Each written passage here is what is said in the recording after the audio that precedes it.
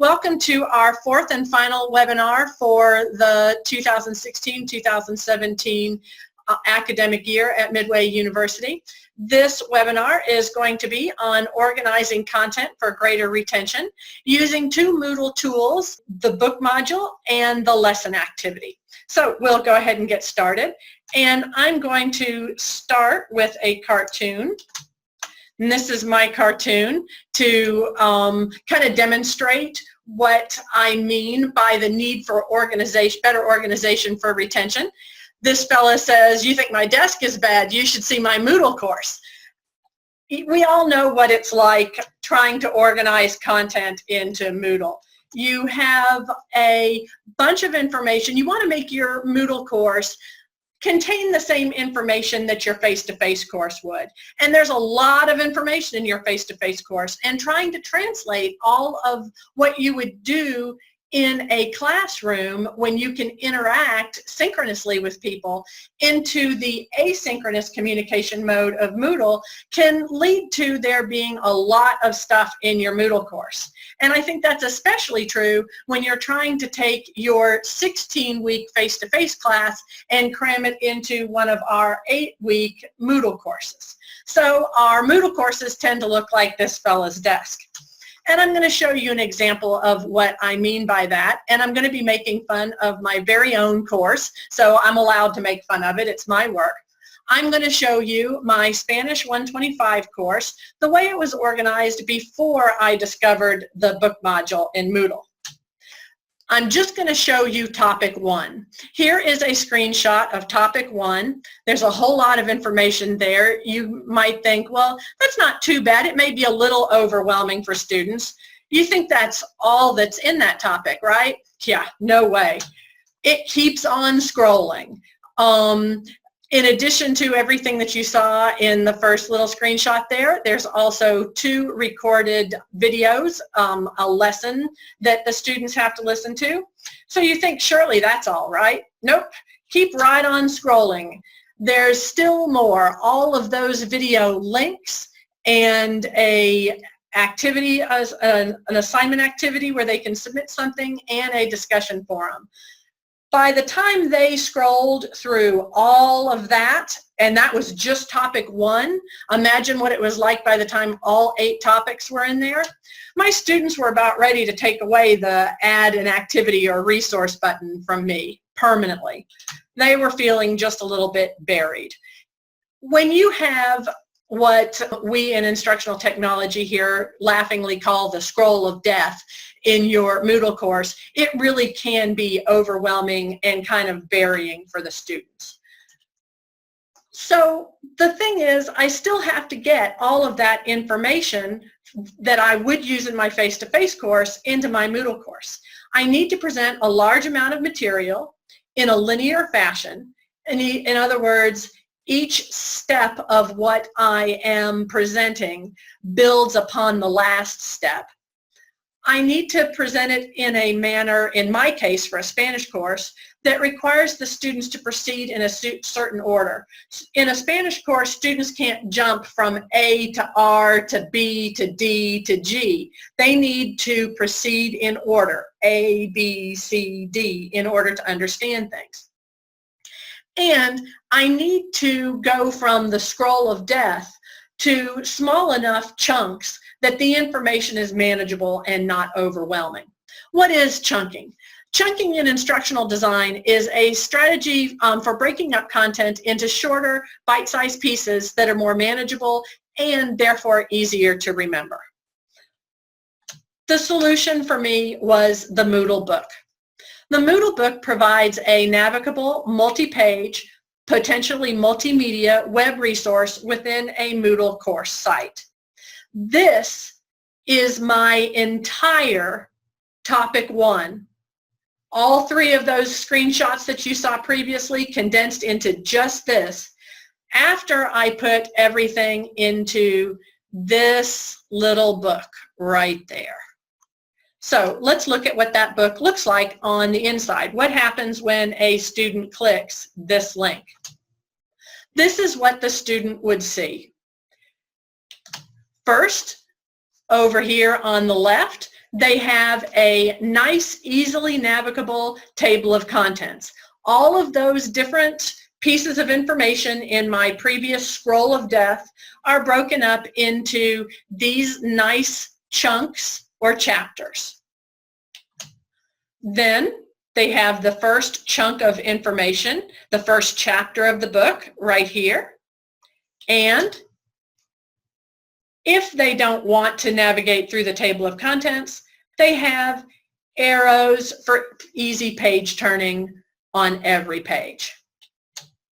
The Moodle book can be, the Moodle books or their individual chapters can be printed if a student wants to print them, or if you as the faculty member want a written copy of your work.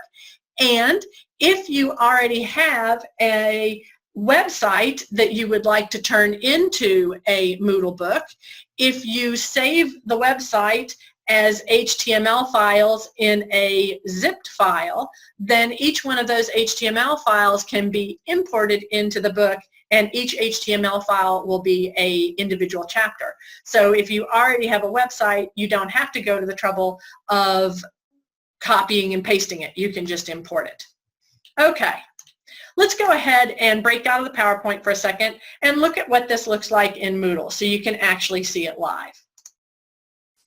This is my sandbox in Moodle, and I have created a test book for you to look at, and I'm going to show it to you in the same way that a student would see it. In order to do that, I'm going to scroll down to my administration block, and I'm going to go to the Switch Role To drop down, and I'm going to choose Student. And when I do that, I can look up here at my name, and I can see that my role is student. And that means I'm going to see exactly what my students see when they look at this book. So how does the book work? I just click on it, and it opens up. And again, you can see this table of contents over here. You can see the first chapter of the book, and you can see the arrows for navigating. So the student would read this chunk of information. This particular book is on how to write a literature review for your classes. So the first chapter defines what a literature review is. To go on to the next chapter, I can either click here and see the different types of literature reviews, or to go on to the next chapter, I could click here on the arrow. And when I do that, I can see that the next chapter in this particular sample book is an invitation to participate in a forum. So in other words, the students have read what is a literature review and what are the types of literature reviews. And so now they're being asked to go to this forum by clicking on that link and answer the question to write a discussion post to describe which type of literature review is best suited to your research project. So they would add a new discussion topic to answer that question, and then they could go back over to the book and either use the arrows or the table of contents to continue navigating through the book. So that's how the book actually looks to students. It breaks stuff up into chunks so that it's a little less overwhelming and a little more memorable to students. Okay, I'm going to go ahead and switch back to my normal role by scrolling down to the administration block again and choosing Return to my normal role so that I can go back to my sandbox and show you how a book is created. First, like for everything else in Moodle, I have to turn editing on. And once I have editing turned on, I scroll to the topic where I want to add my book. And like always, I click Add an Activity or Resource. And when I do that, my Add an Activity or Resource dialog box pops up. A book is a resource. So I have to scroll down here to the resources section, and I choose book, and I click add. Once I do that, I get to the same page that I normally see when I'm adding an activity. So I have to give a name to my book. I'll call this one Test During Webinar. If I want to, I can put a description here to describe what the student should expect to see in the book. And if I want that description to show up on the homepage of my Moodle course, I would check this button. Under Appearance, there are a couple of things that I can configure for a book. Under Chapter Formatting, I can choose Numbers, which is default, which puts up the table of contents with numbers and the chapter titles. Or the chapter titles can be followed by bullets, or they can be indented. Usually, I either choose none or I choose numbers. The other thing that I can configure here is the style of navigation. I can choose Table of Contents only. If I do that, then those little navigation arrows will not be present. The only way to navigate will be through the Table of Contents. Or I can choose Images, which is the default. That's what gives me those little arrow images for switching pages. Or I can choose Text. If I choose text, then that's going to give me a link that says next instead of a little arrow. Personally, I think most people are familiar with those images, the little arrows. They know what that means. So I usually leave that way. That's pretty much all that I can configure for the general editing page of a book. So I just go ahead and click Save and Display. After I click Save and Display, I get taken to the first chapter of the book. And I have to enter a title.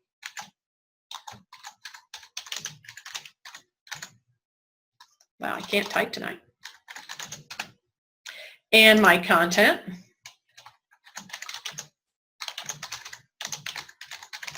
I made that typo intentionally. You'll see why in a second. And then I click Save Changes. Once I click Save Changes, I have my table of contents show up. If I made a mistake, like this one right here, to edit an existing chapter, I click on the gear.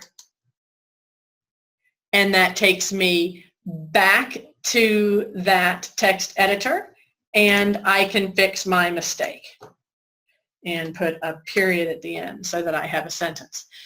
Notice that this is like any other text editor in Moodle.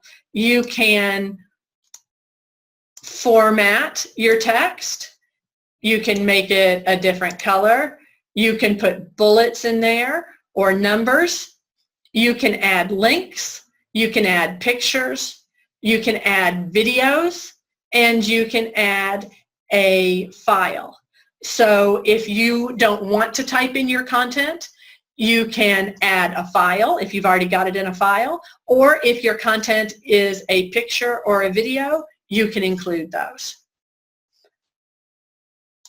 Once I'm satisfied with my changes, I click Save Changes again. Now this is the part where people usually get stuck. This is the only tricky part to a book. They've got their first chapter in, and then they say to themselves, where the heck do I click here to add another chapter? To add another chapter, you just click on this plus symbol. When you click on that plus symbol, then you have another chapter. You can enter your second chapter title.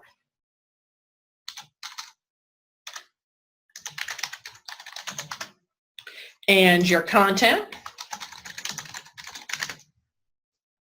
And click Save Changes. And once you've done that, your second chapter shows up over here. And you'll notice you get one more icon in your set of icon controls. These arrows will allow you to move your chapters around. If you decide you don't like your order and you want to put one chapter in front of another, you can just use these arrows to move them up and down. If you decide you don't like a chapter, you can either delete it altogether, or you can hide it by using the eye, by clicking on the eye. You might do that if, for example, you've decided you don't have time to cover all the chapters that you put in your book this semester for some reason. You could just hide some of the chapters rather than taking them all together out. So that is how you add chapters and content into your book. There's one more trick that I want to show you about creating a book. And that would be if you wanted to put in a forum activity or a quiz activity into your book. There's no built-in way in the book to add a forum as a chapter or to add a quiz as a chapter. What you have to do is create your forum or your quiz outside of the book and then link to it inside of the book. So I'm going to show you the way that we recommend that you do that. And to show you, I'm going to go back to the main page of my sandbox, and I'm going to scroll down to the bottom.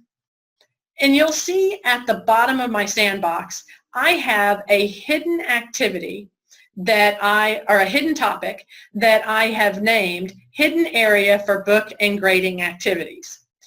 And I named it that to remind me that it's hidden. And you can tell that it's hidden because it's gray instead of black like this one. The way that I created this hidden topic is at the very bottom, at the end of all your topics, you will see these two icons right here. If you click on the plus, that will create a new topic in your course. So you can always create new topics whenever you want to. The way I hid the topic is, you see how this one that isn't hidden has the eye? If I click on that, the eye will have a strike through like this one does, and the topic lettering will be gray. That means that the topic is hidden. Now, you may think to yourself, why is she making such a big deal out of hiding this topic? The reason that we want to hide the topic is because we want the students to do the activities in the book where we're going to link them in a minute. If they could see them just lying around in the Moodle course like these are, then they might think, oh wait, there's more for me to do, even though they already did it in the book. So we want to hide them so the students don't see them and get confused by them. Okay? So what am I going to do here? I've got my hidden topic, and just like always, I'm going to click Add an Activity or Resource. In this case, I'll add a forum to my book. So I just click Forum, and I click Add, and I'll give my forum a name.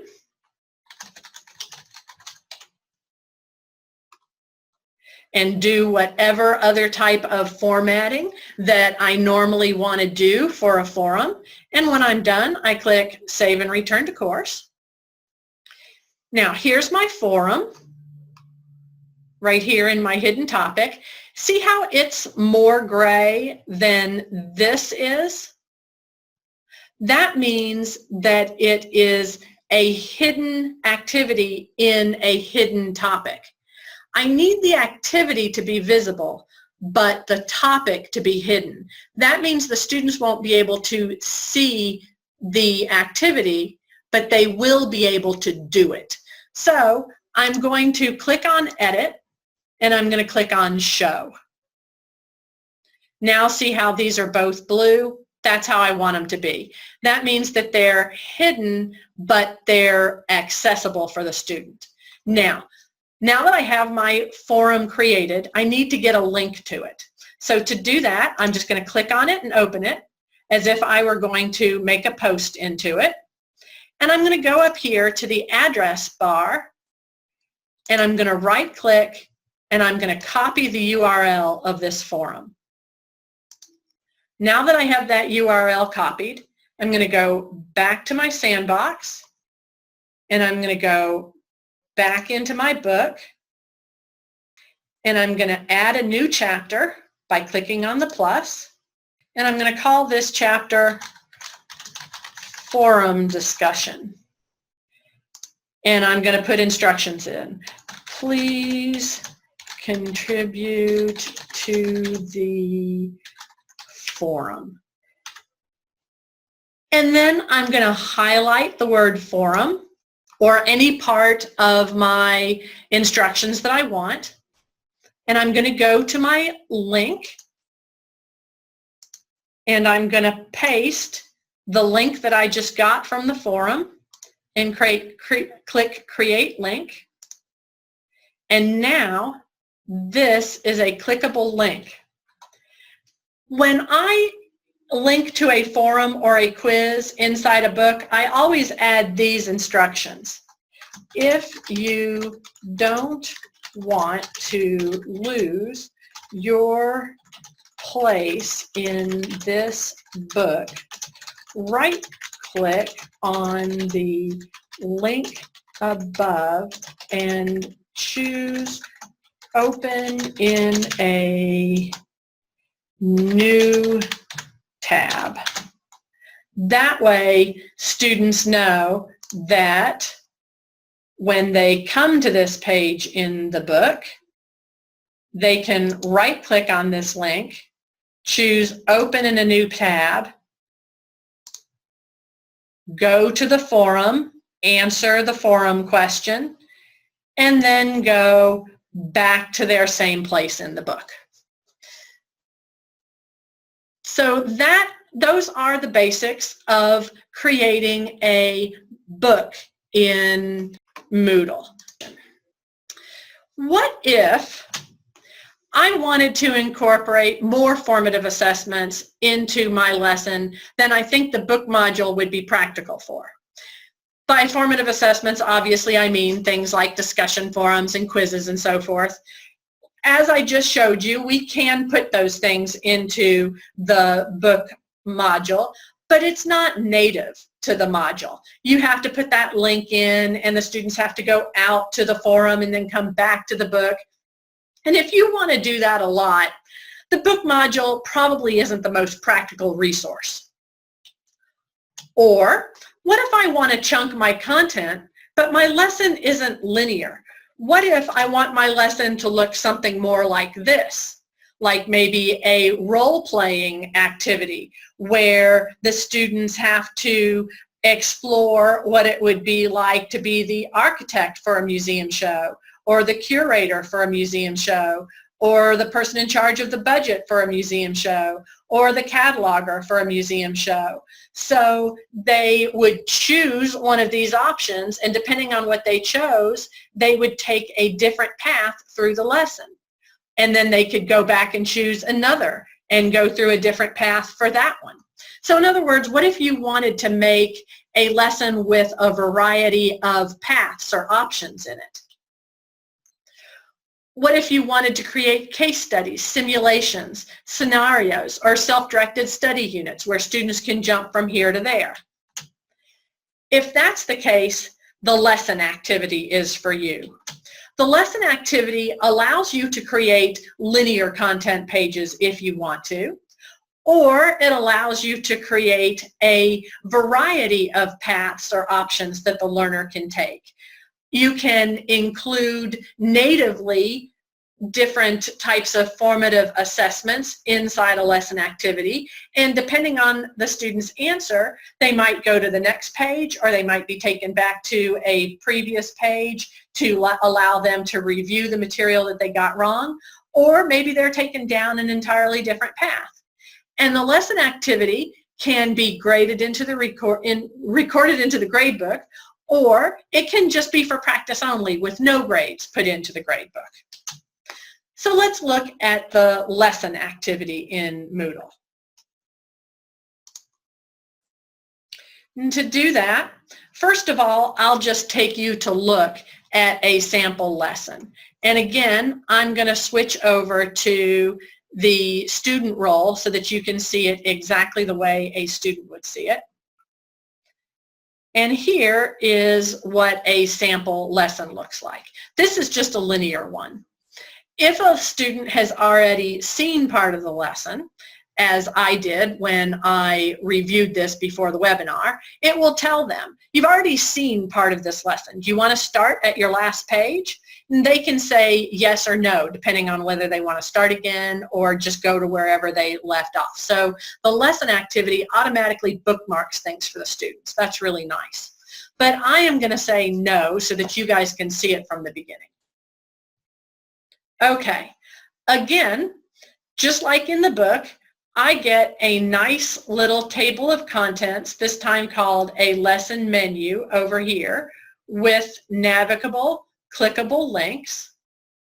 And in this case, my lesson starts out with an anticipatory question.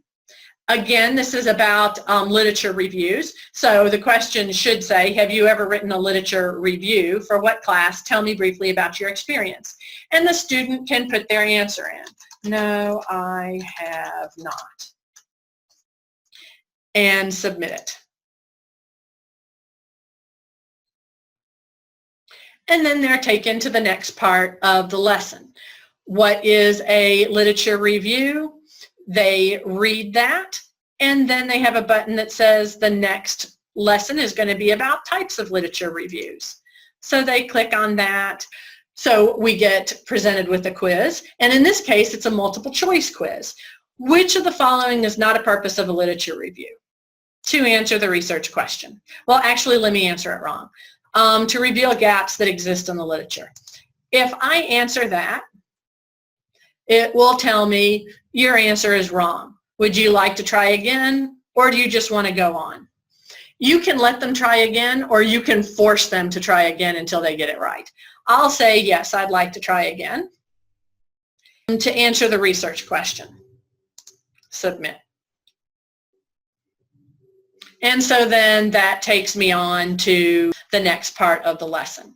And you can see that you can have the student get a running total of the number of points they've earned, and also they can get this little status bar, how much more of the lesson they've got to do, which kind of gives them hope that they're getting towards the end. Sometimes that's a nice thing to do. Okay, I'm going to go back to my normal role and show you how you would create a lesson activity. First of all, I have to turn editing on again, since I had switched to student role, and that turns it off for me. I'm going to go to the topic where I want to create the lesson, and I click Add an Activity or Resource. A lesson is in the Activities section. Here it is. I click on that, and I click Add, and that takes me to the general editing page of the lesson, where I give it a name.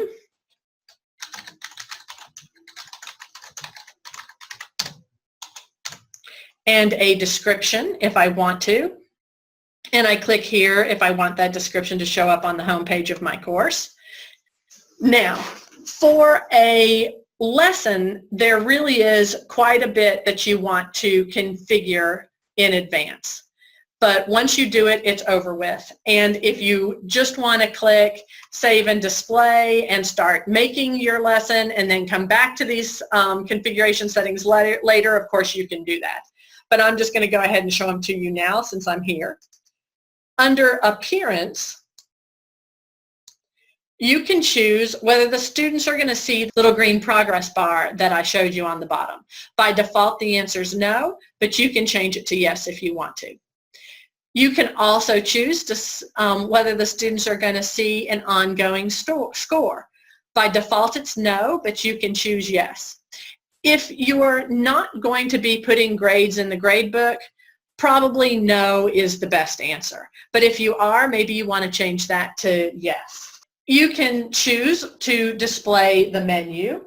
What that means is the table of contents that was over on the left-hand side, all those navigable links, If you leave this as no, then that will not display. Let's see, the next important one here is the maximum number of answers. The maximum number of answers has to do with that example that I showed you here, where the students could choose different answers, and depending on what they chose, they'd go down different paths. Like in this instance, since the maximum number of answers that they might be able to choose is 4, 4 would be enough to put here. But you see, you can put as many as 20. So your lessons can have as many as 20 paths. It's up to you. Under default feedback, you can either choose yes or no. That means that if the students answer a question wrong, they'll get that default, that's the wrong answer statement. Or if they answer it correctly, they'll get the default, that's the correct answer statement. Those are the important things to configure under appearance. Availability is just like availability in any other activity. You can set those available and time limits if you want to. That's just the same as anything. Flow control is something else that is unique to the lesson activity. Under flow control, you can choose whether a student is going to be allowed to review the lesson. In other words, if they're going to be able to go through it more than once. You can choose whether the student is going to be able to try their questions, their answers, more than once. And if they are, what's the maximum number of times that they can try to get the right answer? What happens after they get the right answer? Normally that's the default, follow the lesson path is fine. Those are the important things under flow control. Grade is another important configurable area that is unique to the lesson activity. This part is the same. You can score by points with the maximum number of points. You can choose your grade category. But here is where you would choose whether this lesson activity is for practice or for a grade. If you say yes for practice, then that means the points will not go into the grade book. If you say no, that means the points the students earn will show up as a grade in the grade book. Custom scoring. If you say yes to custom scoring, which is the default, that means that you will be able to set a certain number of points per question. If you say no, then each question is worth an equal number of points. Here is where you decide whether students are allowed to attempt each question over again, yes or no, or if they only get one chance. And if you do set this to yes, you have to decide how to handle retakes. So in other words, if a student answers a 10-point question the first time through and gets 5 points, and then they take another shot at it and they get 10 points, you have to decide whether the student is going to get 10 points or if they're going to get the average of that, what would that be, 7.5. So you can use the maximum or you can use the mean, the average. Okay. So those are the types of things that you would want to configure. The rest of these drop downs, the same as for most activities, we recommend that you don't fool around with those. Once you're done with that, you go to Save and Display. If you don't like the way you set any of those later on, remember you can always edit them. Now, once you have clicked Save and Display, you are confronted with this mysterious screen. I'm just going to show you how to add a content page and how to add a question page in tonight's webinar. If you want to, you can import questions. And if you want to, you can add a cluster. For now, I'll just show you the content and the question page. So first, let's add a content page. To add one, I just click on Add a Content Page. I put in a title, and I put my page contents here. Whatever I put here will show up in that little lesson table of contents. Whatever I put here will show up as the content page, or like in the book, the chapter of the book. Now I need to decide what the students get to click on to proceed through the lesson. That's what I do right here under Content 1. I'm going to call this Proceed to Page 2. Whatever you type here is what's going to show up on the button that they click on to go on. Whatever you pick here is what will happen when they click on that button. So I want them to go to the next page, so I'm going to choose Jump to the Next Page. And I'm going to click Save. Once I do that, that's going to take me on to an even more mysterious page. I can see my label for my first page, Part 1. I can see my contents here. I can see what the button at the bottom of the page is going to say, and I can see what it's going to do. If I've done something wrong, I can click this gear, fix whatever I did, or add more to it, and click Save again, and I get taken to this mysterious page again. Now, what do I do if I want to add more pages? You'll notice now I have these links above the page that I added and below the page that I added. So I can either add a new content page above my original page, or I can add a content page below my original page. So I'm going to go ahead and add another content page, and I'll call it Part 2, and say more content here, and proceed to the next page, and jump to the next page, and save. And so now I can see that I have page 1 still, its content, its button, what its button will do, the next page, its content, what its button says, and what its button will do. So let me show you how I would add a quiz question. To add a quiz question, I choose Add a Question page here. When I click on that, I have a choice of adding all the different types of questions that I could if I had a quiz.